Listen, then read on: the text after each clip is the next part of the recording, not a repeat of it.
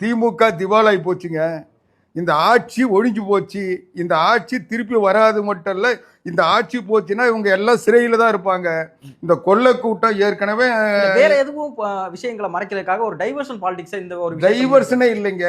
நீங்க ஒண்ணுமே இல்லை. இந்த அரசாங்கம் ஆட்சியில் இந்த இறங்குச்சுன்னா ஸ்டாலினோ இல்லை உதயநிதியோ தமிழ்நாட்டில் இருப்பாங்களா இந்தியாவில் இருப்பாங்களான்னு பாருங்க. அவங்க எப்பவே ஏற்கனவே செட்டில்டு, எல்லாம் துபாயில் செட்டில் ஆயிட்டாங்க.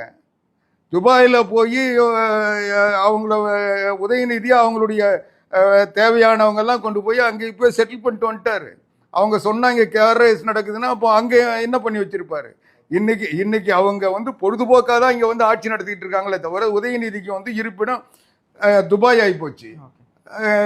இந்த நிலையில இவங்க இன்னைக்கு உதயநிதினவோ வீராதி வீரன் போல சூராதி சூரன், ஒரு நாட்டில் எதையும் எதிர்கொள்கின்ற மனநிலை இல்லாத ஒருத்தர் இன்னைக்கு என்னவோ ராஜராஜ சோழன் ராஜேந்திர சோழன் சொல்லி இதே துணை முதலமைச்சர் அவர்கள் விழுப்புரத்துல ஒரு நிகழ்ச்சியில கலந்து கொள்ளும் பொழுது எதிர்க்கட்சி தலைவராக இருக்கக்கூடிய எடப்பாடி பழனிசாமி அவர்கள் ரொம்ப தரக்குறைவா விமர்சிச்சுதான் பார்க்க முடியுது. ஒரு எதிர்க்கட்சி தலைவரை ஒரு இவ்வளவு தரக்குறைவா விமர்சிக்க வேண்டிய தேவை என்ன இருக்கு? இப்போ சாதாரணமா தமிழர்களுடைய மரபு வீரம் செறிந்த மரபு.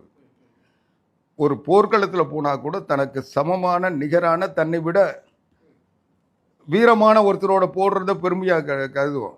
இது ஒரு நாகரிகன்னா என்னன்னே தெரியாத, ஒரு சொன்னதை எதையும் செய்யணுன்ற எண்ணம் இல்லாத, ஏதோ அவங்க அப்பா முதலமைச்சராக இருக்கிறதுனால இன்னைக்கு உதயநிதி எழுதி வச்சு கொடுக்கறத படிக்கிற அளவுக்காவது மேடைக்கு வராரு.